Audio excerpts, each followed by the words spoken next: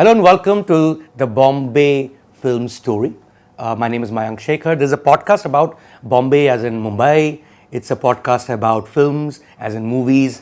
It's also a podcast that looks at both these things through the lens of a person who's important to both the city and of course cinema. With me is actor Manoj Bajpayee. Thank you so much, Manoj. Thank you for joining us. Thank you.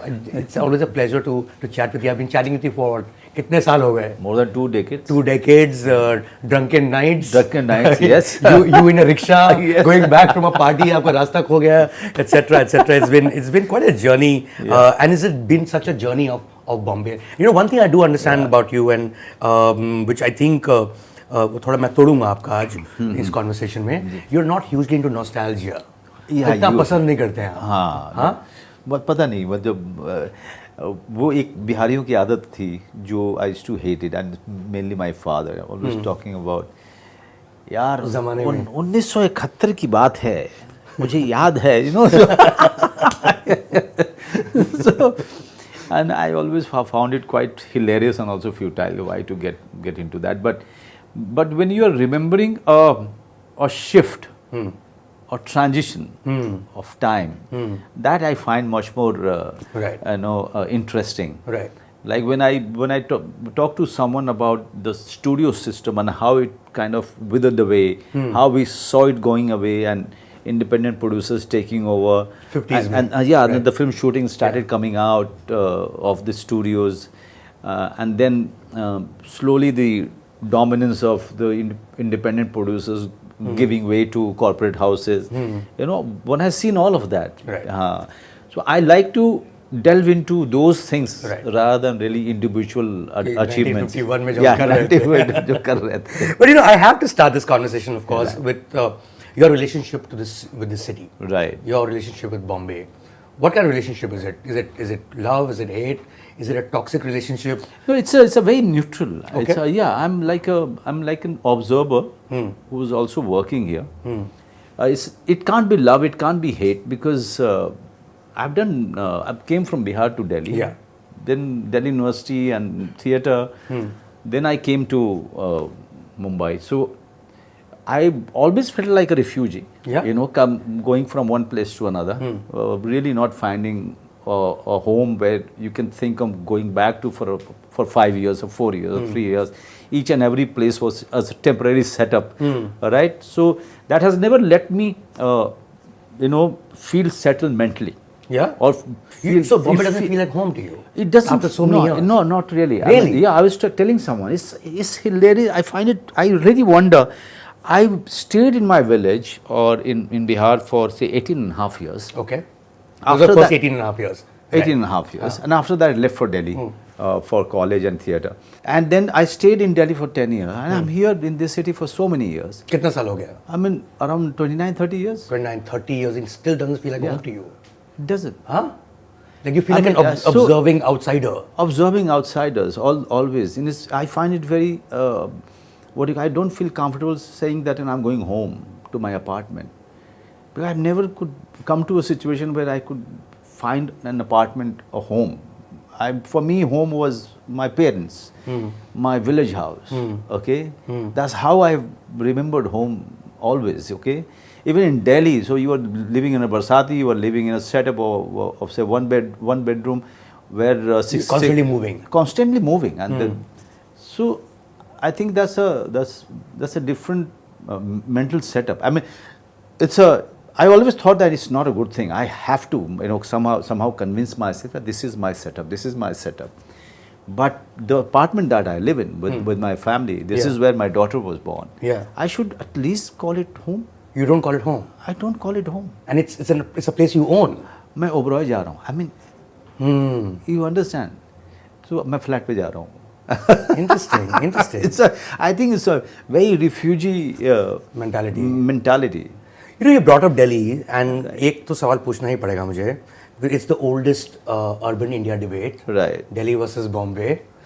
You know, what do you make of it? What do you think is the difference between Delhi and Bombay? What do you make of this divide? Apart from the usual conversation that Bombay can only grow vertically, and Delhi is growing horizontally because it has space. Right. Yeah, but Delhi, I would still say that it's not truly a cosmopolitan. It is still, somewhere hanging between an urban mindset and a rural mindset. Also because it is surrounded by rural India.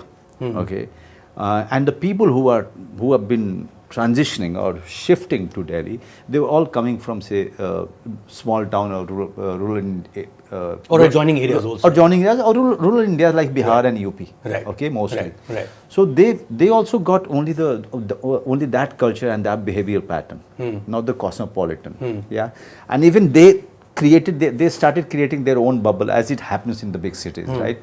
So nobody was ready to really embrace the metropolitan culture of Delhi. Where West Delhi is completely Punjabis came from Pakistan. So everyone has they kept on creating their own bubble or ghetto, you can call it. But Mumbai that way is very, very cosmopolitan. Mumbai is truly a place where if you don't have money, you will have to struggle to find your next food. Mumbai is truly a place where nobody knows nobody. That way Delhi is still pokey. Right. Interesting. So the Bombay you came to 30 years ago. Right. Was obviously a very different Bombay from what it is in 2024. What was that Bombay like? Bombay was freshly hit by the bomb blast, 93. Right. And so you moved around 94? No, 93. 93 only? 93, we started shooting for Bandit Queen December 92. Right. And 93, we finished almost everything of Bandit Queen. And Saurabh Shukla and I, we took the next train.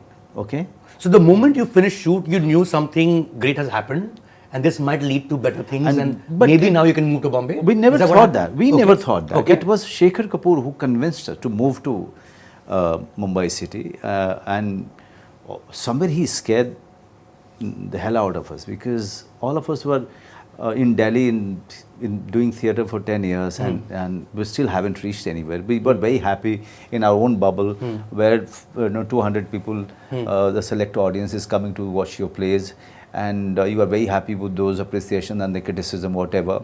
We are very happy in our own small groups of theatre activists. But it was Shekhar Kapur who kind of woke us up. He said, guys, what are you doing?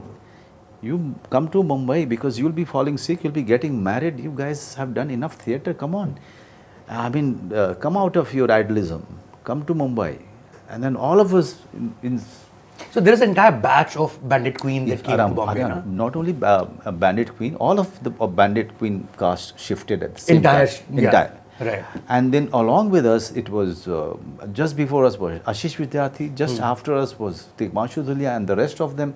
Because, somewhere we all were made insecure by Shekhar Kapur. That you guys... So if that conversation hadn't happened, if Bandit Queen hadn't happened, because it was per chance that this director comes to Delhi, cast entirely from National School of Drama and the theatre scene, you could have been a theatre actor all your life in Delhi. Would that be maybe coming to Mumbai would have been delayed by say a couple of years. Coming here was the only choice for every actor in Delhi. And whereas...